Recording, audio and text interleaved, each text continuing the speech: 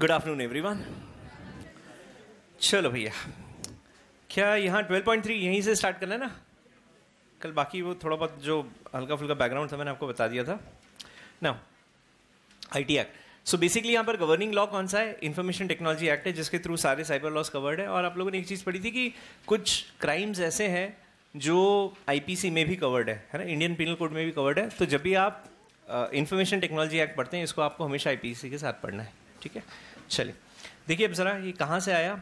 अच्छा, इसमें ना मोर और लेस आपको छोटे छोटे पॉइंट्स है जो ध्यान में रखना है ना। तो कुछ ऐसे पॉइंट्स है जो मैं मार्क करता जाऊँगा ना, साथ साथ मार्क करते जाना। वो relatively MCQ point of view से थोड़े से इंपॉर्टेंट है, मतलब उसे देयर आर ग्रेटर चांसेस कि कोई क्वेश्चन बन सकता है।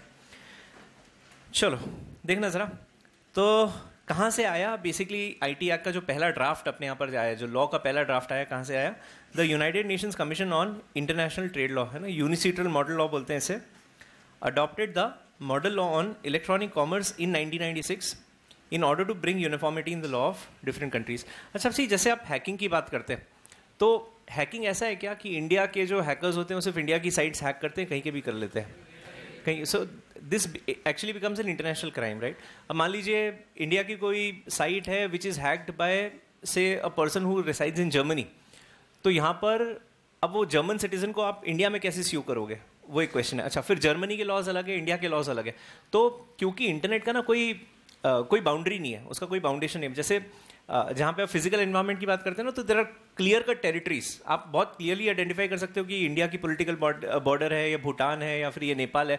लेकिन इंटरनेट का तो ऐसा कुछ है ही नहीं, कोई रेंज बाउंड है ही नहीं कि भाई ये इंडिया की टेरिटरी है या फिर जर्मनी की टेरिटरी है। तो यहाँ पर जितना भी क्राइम होता है ना, इंटरनेशनल लेवल पे होता है। तो इसलिए जितने भी यूनाइटेड नेशंस थे, सारे यूनाइटेड नेशंस ने मिलकर ये डिसाइड किया कि हम लोग क्या करते हैं, एक स्टैंडर्ड लॉ बनाते हैं, एक मॉडल लॉ बनाते हैं। और उस मॉडल लॉ के बेसिस पर हर कंट्री, हर यूनाइटेड नेशन अपने अपने देश में साइबर लॉस बेसिकली इनैक्ट करेगा। तो जितनी भी कंट्रीज के आप लॉस देखोगे ना, मोर और less they are on the same front. Of course local needs के हिसाब से आपने उसको मॉडिफाई किया, ऑल्टर किया, लेकिन जो बेसिस है वो बेसिस सबका एक ही है। तो उन्होंने आपको एक स्टैंडर्ड मॉडल बता दिया, और उस मॉडल के बेसिस पे हर देश ने क्या किया, अपने अपने लोकल लॉस बेसिकली इनैक्ट किए। तो वो सारे लॉस किसके बेसिस पर आए? It has come based upon model law. और मॉडल लॉ कहाँ से आया? Basically it came from all with the consent of all the United Nations. United Nations मतलब क्या? जितने भी इंडिपेंडेंट नेशंस हैं, है ना, सारे के सारे जो भी आपके 204 ऑल द इंडिपेंडेंट नेशंस, उन सब लोगों ने मिलकर ये मॉडल लॉ अप्रूव किया। और इस मॉडल लॉ के बेसिस पर हर कंट्री ने अपने अपने देश में लोकल लॉ बनाया। तो अपने यहाँ पर जो पहला ड्राफ्ट आया इंफॉर्मेशन टेक्नोलॉजी एक्ट का, it was inspired from model law. वो कहाँ से आया? बेसिकली मॉडल लॉ से आया। आगे देखिए, The first draft of legislation was created by Ministry of Commerce, Government of India as E-Commerce Act 1998। तो उसका जो पहला ओरिजिनली जो नाम था वो ई-कॉमर्स एक्ट था। इवेंचुअली उन्होंने क्या किया, उसको रीड्राफ्ट करके उसका नाम बाद में क्या रखा? Information technology bill 99। Bill when approved by the parliament it becomes an act. ये मैंने आपको जब इंट्रोडक्शन टू लॉ पढ़ाया था तब बताया था इनिशियली कि जब भी कोई प्रपोजल आप पार्लियामेंट के सामने रखते हो तो it is always in the form of bill. जब तक उसके ऊपर डिस्कशंस होते हैं वो बिल के फॉर्म में होता है। जैसे ही वो बिल अप्रूव हो जाता है by the houses of parliament, वो बिल एक्ट बन जाता है ना। तो हर लॉ जब प्रपोज्ड होता है before the houses of parliament, parliament के सामने, तो उसे हम लोग बोलते हैं बिल। जैसे ही उसको पार्लियामेंट ने अप्रूव किया, it becomes an act. Aim and objectives of the act, किस पर्पज से आपने बनाया, चेक करना। First, to grant legal recognition for transactions carried out by means of electronic data interchange, EDI बोलते हैं इसे, and other means of electronic communication commonly referred to as e-commerce। तो सारे के सारे आप जो online, how many of you shop online? Online shopping कितने लोग करते हैं? ओके, आप सभी लोगों ने रजिस्ट्रेशन आपके ऑनलाइन ही करवाएं? इंस्टीट्यूट के जो रजिस्ट्रेशन है, आप एग्जाम फीस जो पे करते हैं, बाकी आप जो भी ट्रांजैक्शन चल रहा है आपका सब कुछ ऑनलाइन ही होता है। This is a part of e commerce. तो उन सभी ट्रांजैक्शंस को वैलिडिटी देने के लिए, अच्छा बहुत बार आपने एक्सपीरियंस किया होगा ना, ऐसे वो स्टूडेंट्स आके बताते रहते हैं कि रजिस्ट्रेशन किया, आपके अकाउंट से पैसा कट गया, लेकिन एक्नॉलेजमेंट नंबर नहीं आता है, रिसीट जनरेट नहीं होती है। अब वो कुछ टेक्निकल ग्लिच होता है जिसकी वजह से प्रॉब्लम होती है, और बाद में फिर आप देखते हो 1-2 दिन के बाद वो आपके अकाउंट में वापस से पैसा क्रेडिट हो जाता है। जो भी आपका पहले पैसे गलती से कट गया था वो वापस आपके अकाउंट में क्रेडिट हो जाता है। कुछ बार ऐसे आपने एक्सपीरियंस किया होगा कि 2 बार ट्रांजैक्शन हो जाता है कि एक ही ट्रांजैक्शन, लेकिन 2 बार आपके अकाउंट से पैसा कट हो जाता है। तो अब अगर ऐसा कोई ट्रांजैक्शन हो गया तो फिर आपका क्या राइट रहता है? आप मतलब जो पैसा आपका गया है वो वापस से क्लेम कर सकते हो या नहीं कर सकते हो? कर सकते हैं, is because of this particular act. तो ये इसका पहला ऑब्जेक्टिव था कि जितने भी ऑनलाइन ट्रांजैक्शंस आप कर रहे हो उन सारे ऑनलाइन ट्रांजैक्शंस को आप एक वैलिडिटी दे दो कि अगर कोई से कोई डिफॉल्ट हो तो you at least have a right to sue, है ना, पहला। Second, to give legal recognition to digital signature for authentication of any information. What is digital signature? ये वर्ड सुना होगा हम लोगों ने पहले, स्कैन सिग्नेचर। अच्छा, स्कैन सिग्नेचर मतलब वो जो आप अटैच करते हैं, मतलब आपने जब रजिस्ट्रेशन किया होगा तो आपका सिग्नेचर आपने पेपर पे वो 10 KB में स्कैन करके और वहाँ पे चिपका दिया था, दैट इज़ डिजिटल सिग्नेचर। हाँ, वो डिजिटल सिग्नेचर है। कितने लोग बोलते हैं नहीं इट्स ओके, मतलब सही तो सही, गलत तो गलत, we are not born masters, totally okay. वो डिजिटल सिग्नेचर कितने लोगों का मानना है? रजिस्ट्रेशन करवाया ना हमने खुद ने, हाँ, तो वो सिग्नेचर स्कैन करके चिपकाते हो ना आप उधर, वो डिजिटल सिग्नेचर है। नो, कंप्यूटर की स्क्रीन पे साइन कर दिया, वो डिजिटल सिग्नेचर है। कोई आया है उस लेवल पे? No, thankfully. चलो, तो डिजिटल सिग्नेचर क्या होता है एक्चुअली? एनक्रिप्शन होता है। एनक्रिप्शन अब कैसे आप समझना, जैसे क्या होता है कि अपने यहाँ पे कुछ agency, TCS is the largest agency in India जो डिजिटल सिग्नेचर बनाती है, आपको टोकन बना के देती है। तो आप क्या करो, आपसे एक फॉर्म लेते हैं, फॉर्म फिल करो और फॉर्म पर आप नीचे साइन कर दो। तो ये पूरा उनका एप्लीकेशन फॉर्म होता है। यहाँ पर स्पेसिमेन सिग्नेचर होता है, स्पेसिमेन मतलब सैम्पल। तो यहाँ पर आप अपने का साइन कर दो और क्या करते हैं आप, ये जो साइन करोगे ना, ये कंपनी क्या करती है, इसको स्कैन करती है, राइट, और इसको स्कैन करने के बाद इसको एनक्रिप्ट कर देती है। एनक्रिप्ट कर देती है मतलब उसको सिक्योर की बना देती है एक, और की बना के जो एनक्रिप्टेड प्रोडक्ट रहता है वो आपको एक पेन ड्राइव में दे देती है। तो we have seen a pen drive everyone, है ना, तो दैट्स बेसिकली अ टोकन, वो आपका DSC बन जाता है। अब जैसे कुछ फॉर्म्स होते हैं ना जो आप ऑनलाइन सबमिट करते हैं, जैसे for example income tax return, अब आपकी income tax return online submit करते हैं, फिजिकल फॉर्म में जाती नहीं है। तो ऑनलाइन हम लोग अपना ITR, कितने लोगों के पास, कितने लोग इनकम टैक्स रिटर्न भरते हैं यहाँ पे? How many of you are 18 plus? Okay, very nice. How many of you have a PAN card? Okay, PAN card. हाँ जी, इसमें से कितने लोग इनकम टैक्स रिटर्न भरते हैं अपनी? नन, एक भी नहीं ना, ये डिफ़ॉल्ट है। हाँ, ये सबसे बड़ी बेवकूफ़ी है। ये मुझे भी नहीं पता ऑनेस्टली, जब मैं आपके 18-19 वाला ब्रैकेट में, मेरे को भी नहीं पता था। If you have a PAN card you are obligated to submit your income tax return. अब आपके मन में एक ही बात है कि इनकम तो है ही नहीं, क्या इनकम टैक्स रिटर्न बनाएंगे? सबमिट अ नील रिटर्न कि मेरी कोई इनकम नहीं है, ये डिक्लेरेशन आपको देना पड़ता है। बट जिस दिन आपके पास पैन कार्ड आया उस दिन से इनकम टैक्स रिटर्न भरना मैंडेटरी है। अब till the time you are living in India it's absolutely okay, you could afford to do that, because अपने यहाँ पे अवेयरनेस को लेकर एक बहुत बड़ा सवाल आता है, एक क्वेश्चन आता है, हम लोगों को नहीं पता होता है, इसलिए you can take that excuse कि मेरे को पता ही नहीं था, but it's actually a default as per the act. If you have a PAN card you have to submit your income tax return. आपको नील रिटर्न भरनी है लेकिन रिटर्न भरनी पड़ती है। तो वही बात है। अब जब आप ITR भरते हैं ना, आप सबमिट करते हैं, तो सबमिट होती है वो डिजिटली, मतलब ऑनलाइन सबमिट होती है, तो उसको आपको इलेक्ट्रॉनिकली साइन करना पड़ता है। तो अच्छा, फॉर्म दिखा सकता हूँ मैं आपको, एक फॉर्म है मेरे पास,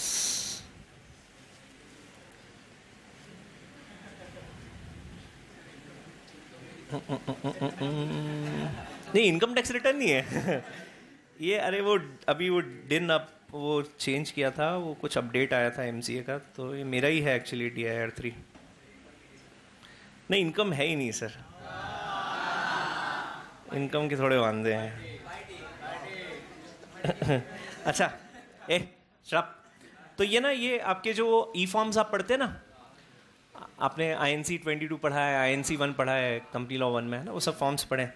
तो ये MCA के फॉर्म्स होते हैं जो आप MCA के पास सबमिट करते हैं कंपनीज। तो ये ना आप नीचे देखना, ये देख रहे हैं, to be digitally sign by the applicant. तो क्या होगा, जैसे मैं यहाँ पे, खैर ये इसमें तो नहीं चलेगा एक्चुअली, एक बात भी चल गया तो बहुत है।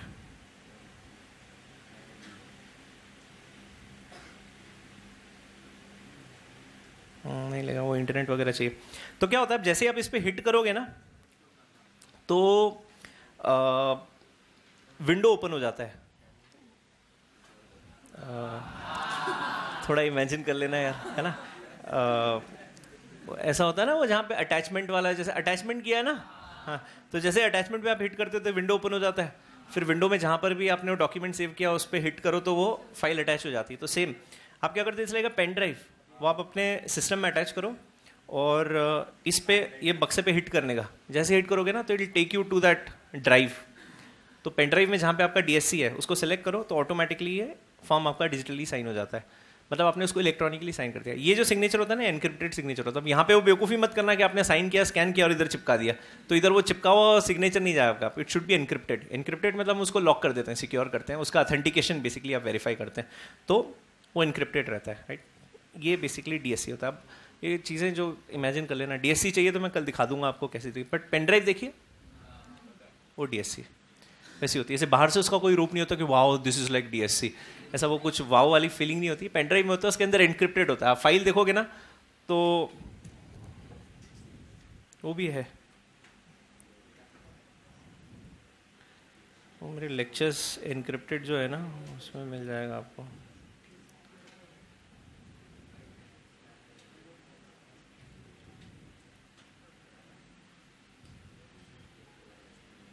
ये दिख रहा है, ये ऐसा फाइल फॉर्मेट होता है। अब इसको आप हिट करने की कोशिश करोगे ना तो ये ओपन ही नहीं होगा, ये एनक्रिप्टेड है। मतलब ऐसा नहीं कि जो चीज़ ओपन नहीं होती सब एनक्रिप्टेड होती है, बट ये मेरे लेक्चर्स एनक्रिप्टेड है, तो वो लेक्चर्स वाली फाइल है। तो बस ऐसी ही आपकी एक ऐसी फाइल बन जाती है, पता नहीं कौन सा फाइल फॉर्मेट बोलते हैं उसको।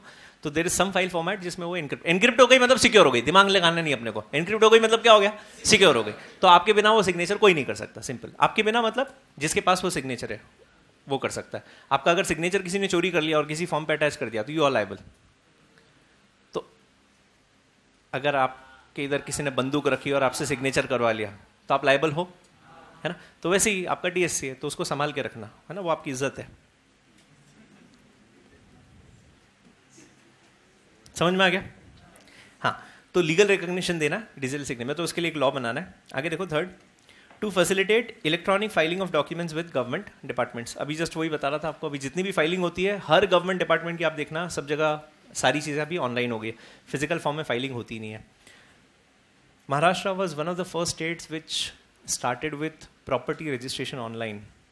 सो और सबसे ज़्यादा आप ऐसे देखोगे तो after UP the state which has maximum disputes in terms of land is Maharashtra, and this supposedly was the first state which started with this uniform practice of online registrations. तो अब आपके प्रॉपर्टी परचेज के documents, rent, lease, licence, ये सारे के सारे registration अब online हो गए, तो घर बैठे बैठे आप रजिस्ट्रेशन करवा सकते हो। तो जो भी फाइलिंग वगैरह करनी है that is also online now. आगे, to facilitate electronic storage of data, करते हो गूगल ड्राइव पे आप स्पेस यूज़ कर सकते हो, आप अपने डॉक्यूमेंट्स अपलोड कर सकते हो। आगे, to facilitate and give legal sanction to electronic fund transfer between banks and financial institutions. Online payments, आप अपने बैंक अकाउंट से किसी और बैंक अकाउंट में पैसा ट्रांसफर कर सकते हो। यूपीआई आपने सुना होगा, भीम सुना होगा, तो उन सभी ट्रांजैक्शंस को बेसिकली एक लीगल रिकॉग्निशन देने के लिए दिस एक्ट इज इंपॉर्टेंट। आगे, to give legal recognition for keeping books of accounts by bankers in electronic form, मतलब सारा रिकॉर्ड ऑनलाइन आप मेंटेन करो और उसे एक लीगल ऑथेंटिकेशन देने के लिए कि जो वैल्यू एक फिजिकल डॉक्यूमेंट की है वही वैल्यू इलेक्ट्रॉनिक डॉक्यूमेंट की है, उसको लीगलाइज करने के लिए ये एक्ट बनाया गया। तो ये सब क्या है, all these are the objectives, किस पर्पज से आपने ये एक्ट बेसिकली इनैक्ट किया था। मतलब इन शॉर्ट, मोटा मोटी ये समझना, जितने भी ऑनलाइन ट्रांजैक्शंस आप करते हैं तो हर उस ऑनलाइन ट्रांजैक्शन को लीगलाइज करने के लिए, उसे एक लीगल प्रूफ देने के लिए आपने basically information technology act enact किया। समझ में आ रहा है सबको? चलिए अब देखो फीचर्स ऑफ द एक्ट, इसमें थोड़ा बहुत रेपिटेशन लगेगा आपको। First point, electronic contracts have been made legally valid if made through secured electronic communication. E contracts क्या होते हैं? अच्छा, अब जैसे आप ओके, आपने आपके फ़ोन में ऐप्स डाउनलोड की होगी, तो जब फर्स्ट टाइम आप ऐप डाउनलोड करते हैं ना तो वो, हाँ, I agree, I disagree, allow allow, next next next और फाइनली फिनिश आता है ना। That is nothing but an e contract. वो एक इलेक्ट्रॉनिक कॉन्ट्रैक्ट आपने एग्जीक्यूट किया, right. How many of you read those terms and conditions? 1 2 3. आपने वो टर्म्स एंड कंडीशंस पढ़े? 2 लाइन ना? हाँ, मैं डरा दिया यार. मेरा भाई इतनी कितना, मतलब एक अलग लेवल का, बुद्ध से ज़्यादा पेशेंस चाहिए इंसान को अगर वो सब टर्म्स एंड कंडीशंस पढ़ना है तो. वो टर्म्स एंड कंडीशन कैसे, आप सिर्फ कभी ओपन करके देखना. मैंने ओपन जरूर किया, पढ़ा कुछ भी नहीं. तो आप शायद उस टर्म से मुझसे ज़्यादा लिटरल हो. मैं 2 लाइन भी नहीं पढ़ पाया. तो वो आप ऐसे स्क्रॉल करना उसको, और ऐसे 20-25 बार स्क्रॉल करोगे ना तो ऊपर जाता रहता है कंटिन्यू. इतने टर्म्स एंड कंडीशंस लिखे हुए हैं उसमें, मतलब ऐसा है कि उसने मेरी किडनी तक ऑप्शन रखवा दिया है. इतना कुछ लिखा हुआ है उसके अंदर, कौन पढ़ेगा. नीचे वो लास्ट में बहुत सुंदर तरीके से एक ऑप्शन लिखा है, आई अग्री, आई डिसअग्री. डिसअग्री किया तो वापस पीछे वाले पेज पे फेंक देता है. आई अग्री किया तो ही आप वो जो भी डाउनलोड आप कर रहे हो वो कर सकते हो. I agree. उसके पहले there are 2.3 million people who made a fool out of themselves by downloading the same app. You became one of them. It's absolutely okay. मतलब you could afford to. ऐसा कोई बहुत भारी का अपने पास कुछ है नहीं कि वो मेरे पास ही आएगा चोरी करने के लिए. It's okay. Do it. तो ये आपका ऑनलाइन ट्रांजैक्शन था. जब आपने वो एक्सेप्ट किए सारे टर्म्स एंड कंडीशंस, तो you make your self legally bound, right. मतलब आप बाउंडेड हो. अगर कल से कोई डिफॉल्ट होता है तो they can see you and also you can. Second, legal recognition has been granted to digital signatures. अभी जस्ट समझाया मैंने आपको ये पॉइंट. आगे, security procedures for electronic records and digital signature have been laid down. Security procedures मतलब laws है, rules है, regulations हैं कि अगर कल से डिफ़ॉल्ट होती है तो आप क्या कर सकते हो, है ना.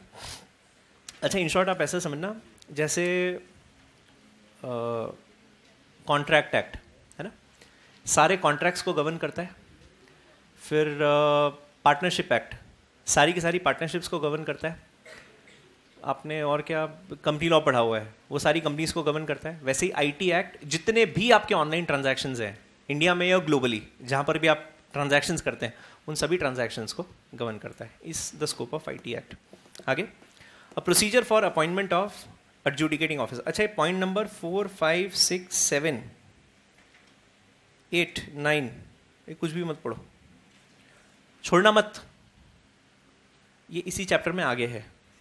ये सब रेगुलेटरी अथॉरिटीज है. अच्छा, कल से कोई डिफॉल्ट हो गई, कहाँ जाते हो? कोर्ट में, है ना. यहाँ कोर्ट में नहीं जाना है. ये जो 8-9 पॉइंट्स मैंने आपको छुड़वाए ना, इसमें वो अपीलेट अथॉरिटीज के नाम दिए हुए हैं कि अगर आपको किसी दूसरी पार्टी के अगेंस्ट एक्शन लेना है, लीगल एक्शन लेना है, तो कौन से ट्रिब्यूनल या कौन सी अथॉरिटी के पास आप जाते हो.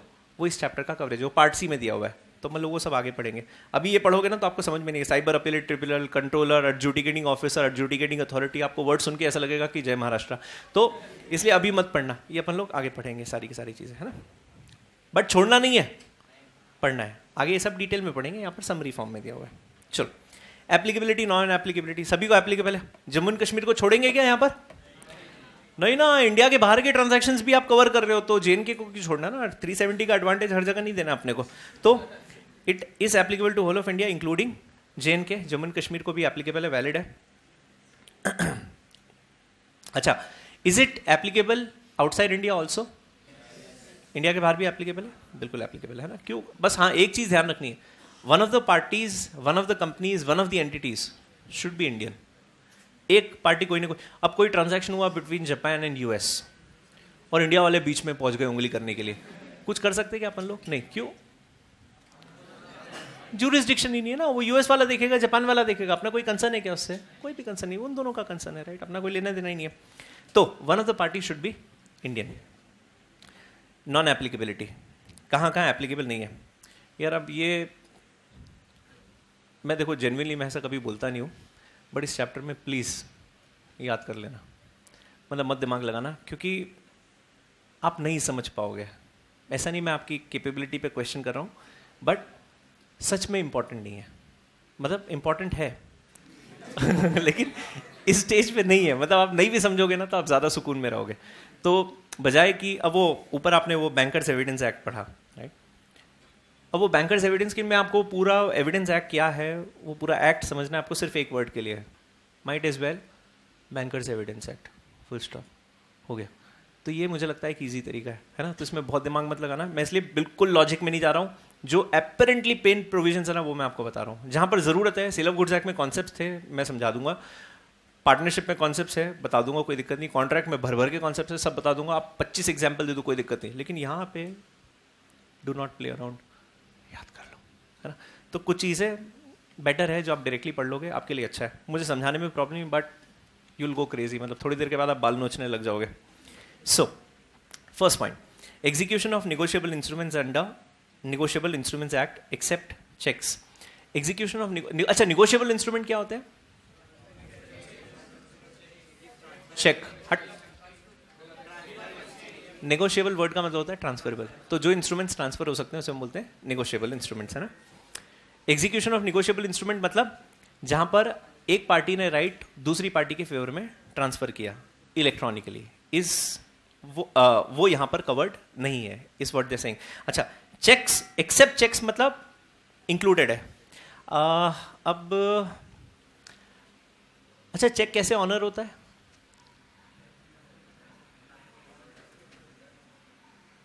चेक कैसे ऑनर होता है? पैसा ट्रांसफर हो जाता है। अरे मतलब ऑनर का प्रोसीजर पूछ रहा हूं मैं आपसे।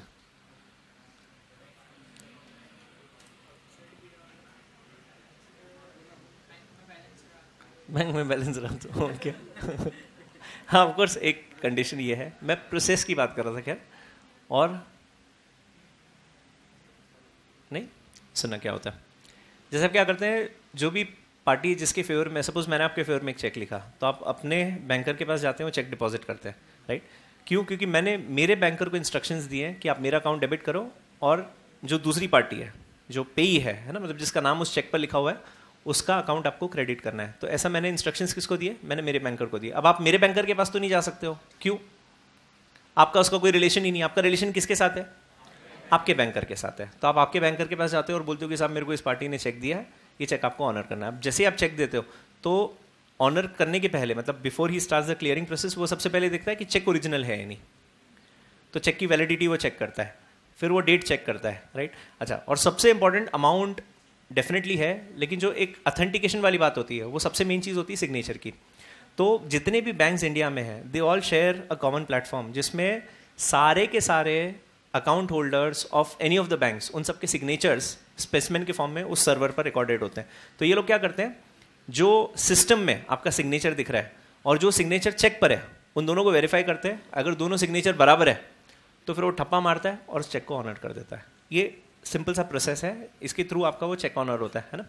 तो यहाँ पर ये लोग बोल रहे हैं कि अगर चेक का कोई डेटा या कोई इंफॉर्मेशन अगर आपके पास इलेक्ट्रॉनिक फॉर्म में रिकॉर्डेड है, तो उसे आप यूज कर सकते हो। वो नॉन एप्लीकेबिलिटी में एक्सेप्शन है। ओके, लिखो वहां पे, चेक के लिए, हाँ क्या, हाँ, चेक के लिए आईटी एक्ट एप्लीकेबल है। चेक के लिए आईटी एक्ट एप्लीकेबल है। बस इस लाइन का इतना ही मतलब था। हाँ, मैं इसलिए बोला था, मतलब नहीं समझोगे ज्यादा अच्छा है।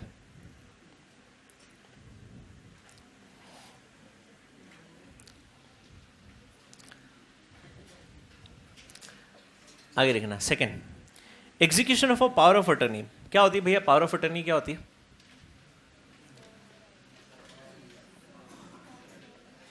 जी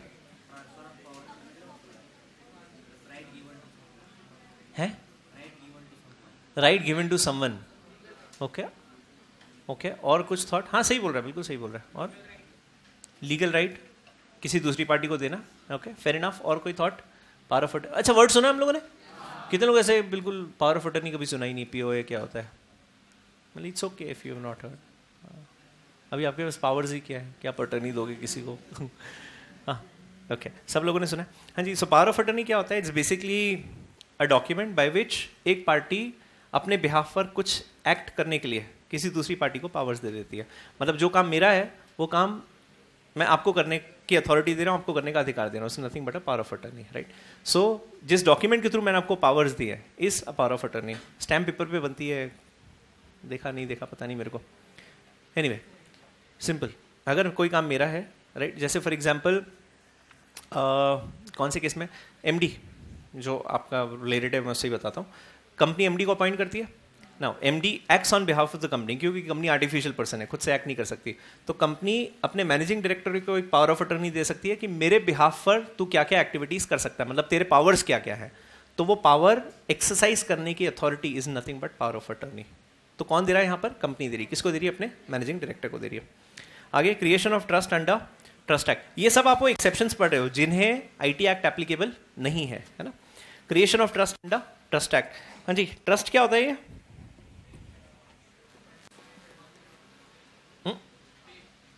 फेथ. अच्छा अच्छा, वो वाले ट्रस्ट की बात कर रहे हैं आप. हाँ जी, ओके. क्रिएशन ऑफ ट्रस्ट, ये basically trust basically is a structure, a legal organisation है ना. जैसे जितने भी सामाजिक कार्य होते हैं है ना, बहुत सारे.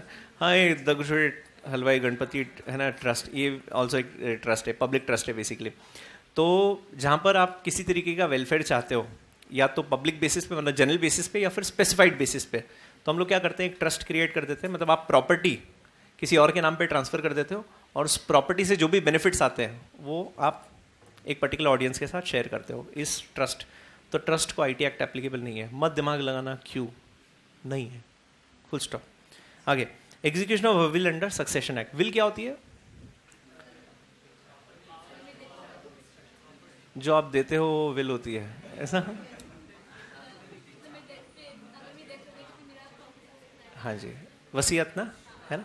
सो वसीयत basically that takes effect after death. Movie में देखा होगा आपने बहुत बार, है ना, कि वो एक बूढ़े दादाजी रहते हैं, बस ऐसे पूरा परिवार उनके मरने का वेट करता रहता है, और वो जैसे ही जाते हैं और फिर सब उस एडवोकेट पे टूट जाते हैं जिसके हाथ में विल रहती है, और बस सब एक्साइटेड रहते हैं. और जो विलन वाला कैरेक्टर रहता है वो एक्सपेक्ट करता है कि उसको प्रॉपर्टी मिलने वाली है, बट जैसे ही विल पढ़ते हैं, हाँ, वो किसी और को ही चली जाती है. हाँ कौन सी मूवी? हट साले, फालतू की बातें करता है. तो that is execution of will. IT act applicable नहीं है. आगे, entering into contract for sale of conveyance. Conveyance मतलब ट्रांसफर, है ना. कन्वेंस मतलब क्या? ट्रांसफर. तो sale of conveyance of immovable property मतलब किसी भी प्रॉपर्टी सेल में आईटी एक्ट के प्रोविजंस एप्लीकेबल नहीं है.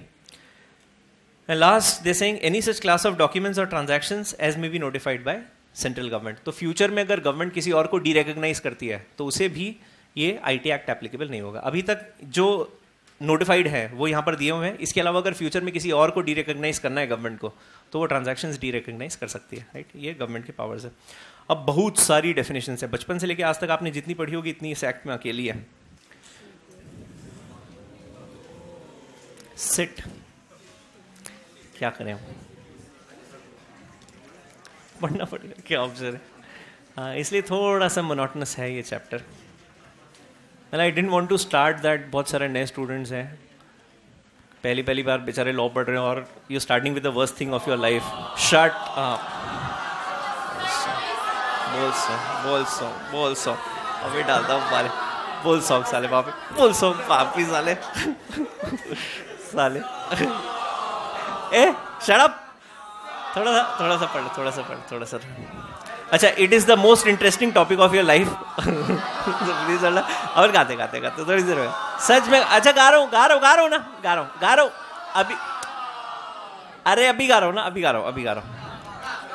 1 मिनट शांत हो जाओ ना, तो मेरा कॉन्फिडेंस हिला देते हो यार पूरा. गा रहा हूँ, 1 ही मिनट में गा रहा हूँ. 1 मिनट सांस लेने दो. अभी 1 मिनट रुक जाओ, गा रहा हूँ.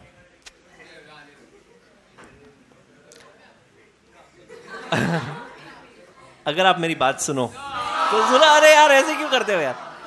अच्छा, मेरी बात तो सुनो आप.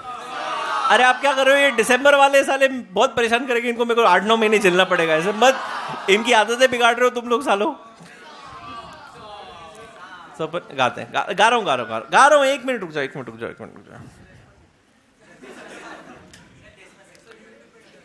अंग्रेजी नहीं आता भाई. अंग्रेजी बहुत कमजोर है मेरी. हाँ,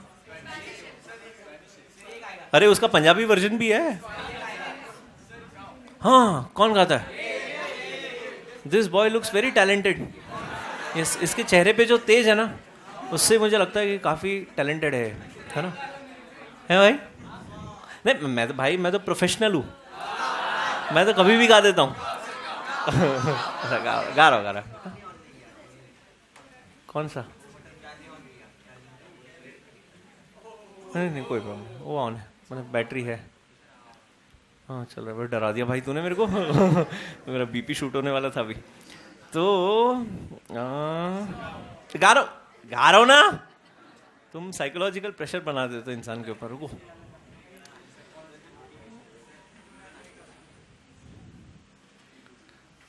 अच्छा एक गाना जो मैंने कभी प्राचीन काल में गाया है, एक गाना बता दो मेरे को। है ताकि ना को बताओ ना मैं गाना। चलो चीटिंग करते हो यार, ऐसे गाना तो बता दो। अच्छा सुनो मेरी बात, सुनो मैं क्या बोल रहा हूँ, मेरी बात तो सुनो ना तुम। देखो मैं क्या कर रहा हूँ, आपको डेफिनेशंस पढ़ा। सुनो मेरी बात, सुनो पूरी बात। अरे पूरी बात तो सुनो तुम, बिना ऑफर के तुम कॉन्ट्रैक्ट रिजेक्ट कर देते हो, ऐसे कैसे चलेगा? तो मैं पढ़ाता जाता हूँ और मैं सोचता रहता हूँ कि कौन सा गाना गाना है। नहीं मानोगे? अच्छा एक गाना बता दो ना, मैं पहले गाया कभी पुराना, बस याद तो आ जाए एक बार।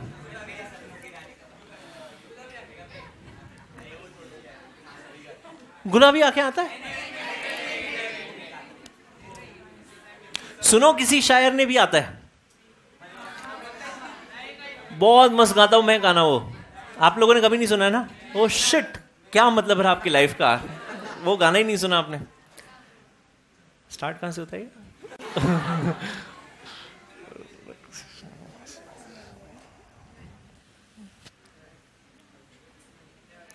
हाँ आ गया है, यस सब लोग गाना। हाँ सबको आता होगा ना ये गाना, तो फेल हो जाओगे सालों।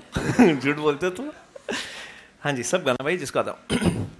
सुनो किसी शायर ने ये कहा बहुत खूब, मना करे दुनिया लेकिन मेरे महबूब, आ ही जाता है दिल जिस पे आना होता है, हर खुशी से हर गम से बेगाना होता है, प्यार दीवाना होता है मस्ताना होता है, हर खुशी से हर गम से बेगाना होता है। धन्यवाद धन्यवाद।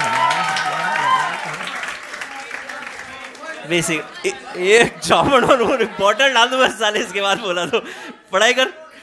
पढ़ लो अपना सिलेबस खत्म नहीं होगा भाई, जून अटेम्प्ट आ जाएगा, बहुत टेंशन है लाइफ में। चलो सो बेसिक डेफिनेशंस, पहला एक्सेस, पढ़ो चल, वेरी इंपॉर्टेंट। हाँ क्या पढ़ रहे थे हम लोग? हाँ definition first, access. What do you mean by access? Reach, किस चीज पे reach? Computer, computer accessories, data, है ना? Is what do you mean by access? देखो it means gaining entry into instructing और communicating with the logical, arithmetical और memory function resources of a computer, computer system और computer network. लिखो शुद्ध भाषा में।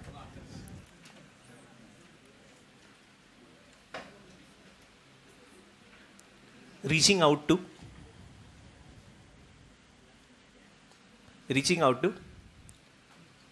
कंप्यूटर और computer related data. Simple, access.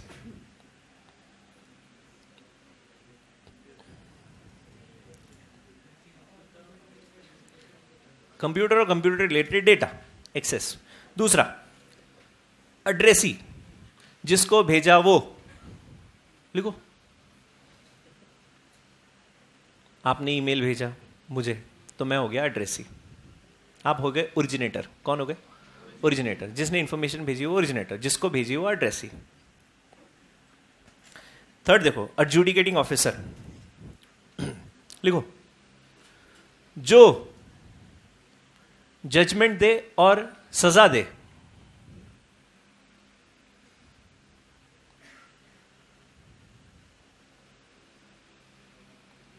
Adjudicate करना मतलब टू आइडेंटिफाई समथिंग, तो एडजुडिकेट ऑफिसर मतलब जो इन्वेस्टिगेट करता है ना, उसको हम लोग बोलते हैं एडजुडिकेटिंग ऑफिसर।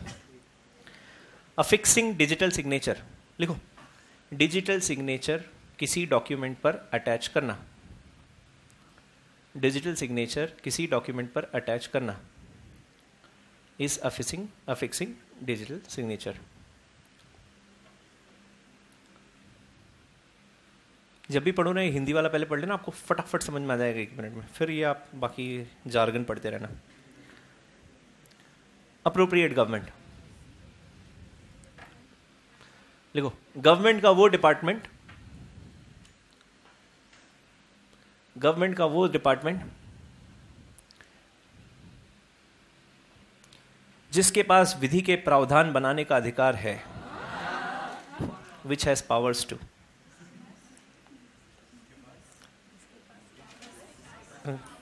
विधि के प्रावधान, लॉ के प्रोविजंस, ऐसा जिसके which has powers to frame laws related to IT act, frame laws related to IT act.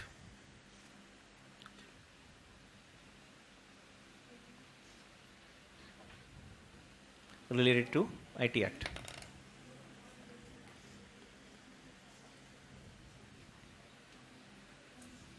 लिखा।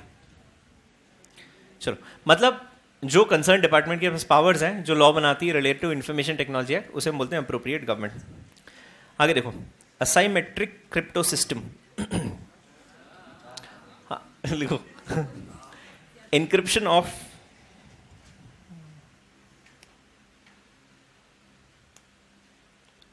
Digital signature of a user, encryption of digital signature of a user।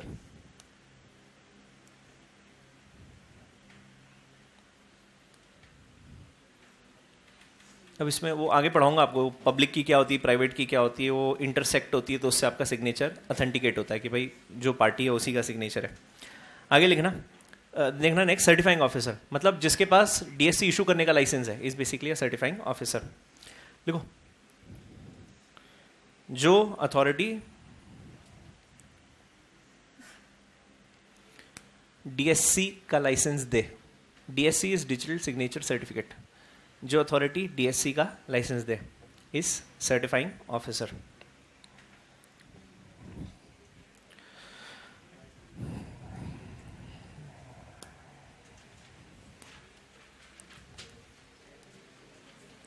ठीक है, आगे certifying practice certificate मतलब जब आप DSC issue करते हो ना, तो क्या क्या चीजें आपको ध्यान में रखनी है डीएससी इशू करते वक्त या वो डिजिटल सिग्नेचर क्रिएट करते वक्त, is what you mean bye certification practice certificate.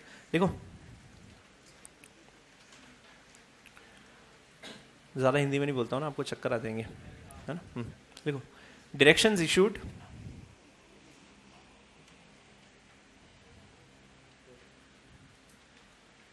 और precautions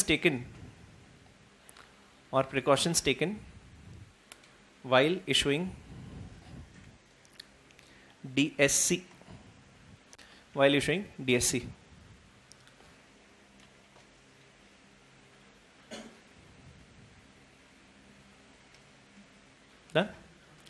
नेक्स्ट कंप्यूटर समझाने की जरूरत है। कंप्यूटर नेटवर्क जहां पे there is an interaction between two or more computer or computer systems is nothing but computer network। आगे देखो next, computer resource, all the computers taken together, the world of computers is computer resource। देख लो, it means computer system, computer network, data, computer database, software, सब कुछ peripherals जितने भी है उससे जो कनेक्टेड चीजें वो सबके सब मिला के बन जाते हैं कंप्यूटर रिसोर्स।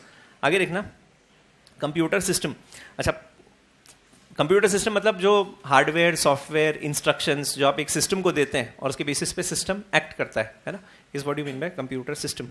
लिख लो, मतलब क्या मत लिखो, हाँ मतलब instructions given to the system based upon which the system acts is computer system, है ना, कि जो आप कमांड कंप्यूटर को देते हो उसके हिसाब से वो एक्ट करता है। अब सेंड दबाया तो सेंड ही होता है ना, डिलीट थोड़ी ना हो जाता, तो ये कंप्यूटर सिस्टम। हाँ आगे कंट्रोलर, अब यार ये पार्ट सी वाला पार्ट है, थोड़ा लीगल उसका पार्ट है. कंट्रोलर मतलब जो सारी सर्टिफाइंग अथॉरिटीज़ को, जैसे अभी मैं आपको बताता ना TCS के पास लाइसेंस है टू इशू अ DSC, तो जो TCS को लाइसेंस देता है कि तू DSC बना सकता है, इस टिपिकली अ सर्टिफाइंग अथॉरिटी. ये अभी मत पढ़ना है, मैं आपको पार्ट सी में बताऊंगा. साइबर अपीलेट ट्रिब्यूनल अभी मत पढ़ो, ये सब आगे देखेंगे अपन लोग. और क्या है? डेटा. डेटा क्या होता है? इंफॉर्मेशन. पढ़ लो. It means a representation of information, knowledge, facts, concepts, or instructions which are being prepared or have been prepared in a formalized manner and is intended to be processed, is being processed or has been processed in a computer system or computer network. बहुत मस्त definition है ना. Data मतलब information है ना. चलो आगे. DSC digital signature certificate बताया ये भी आपको है ना. आपका जो इलेक्ट्रॉनिक सिग्नेचर होता है इस DSC. आगे इलेक्ट्रॉनिक फॉर्म मतलब हाँ जो सॉफ्ट फॉर्म में आपके पास है, मतलब जिसकी हार्ड कॉपी आपके पास नहीं है, जो कंप्यूटर में आपका जितना भी डेटा है, is basically data in electronic form. Electronic gazette.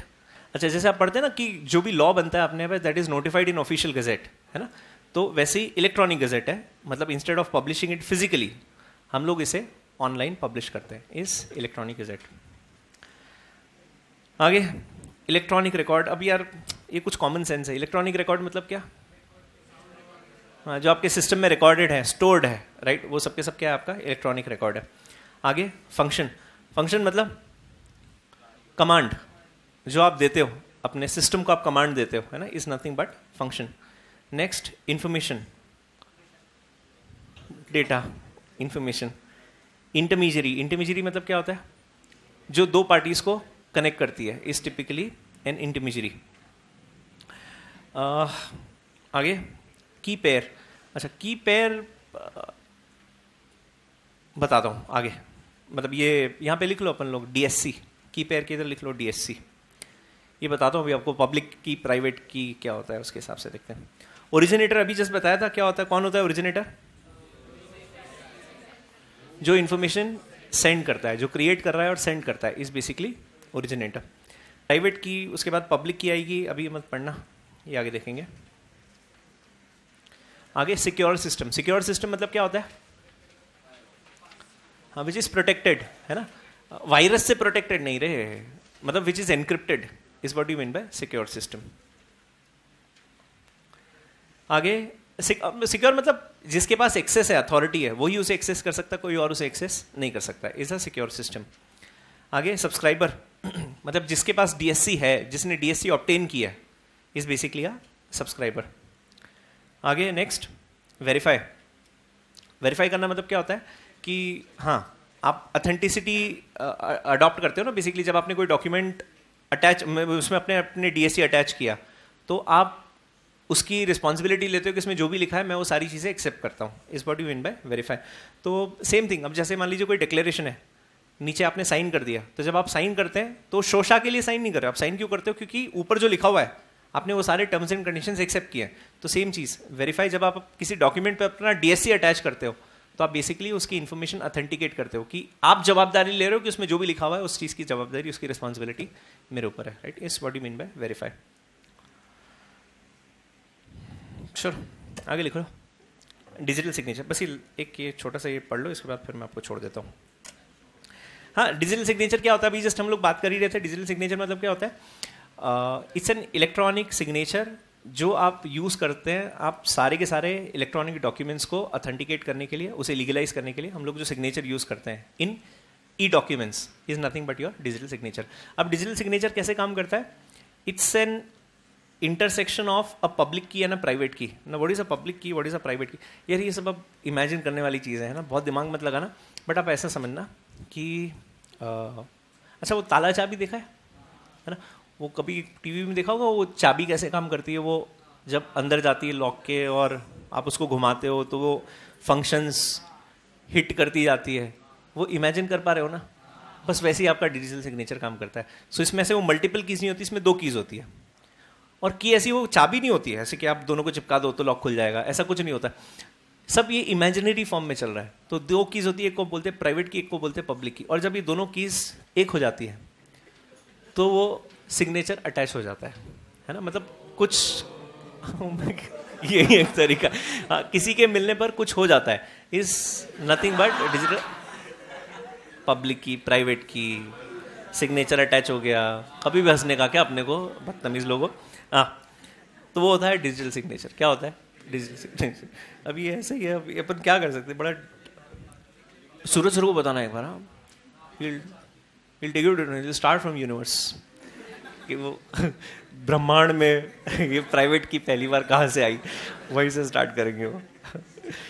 चलो हाँ, सो पूछ मत लेना तुम साले। वो मेरे को वो झाड़ता है नीचे आके, बोले तू यार फालतू की बातें करता रहता है क्लास में जाके, फालतू। वो बताता ही नहीं आपको, उसने बताया कि नहीं आपको? Universe, galaxy, Milky Way, Einstein, theory of relativity. No, 100% झूठ बोल रहे हो तुम, 100% झूठ बोल। मैं बता यार, एक काम कर, सुनो, है क्या सूरज सर बाहर? अच्छा, हरी सर का, ओ माय गॉड। तो नहीं, उसको कभी आपको ऐसा लगे ना कि आज बहुत पढ़ा दिया सर ने, जब ऐसे रिवीजन बैच लेगा ना, फुल डे का रिवीजन बैच लगता है साला, 100 बजे सुबह स्टार्ट करता है, 9 बजे शाम को 7-8 बजे तक बोलता रहता है।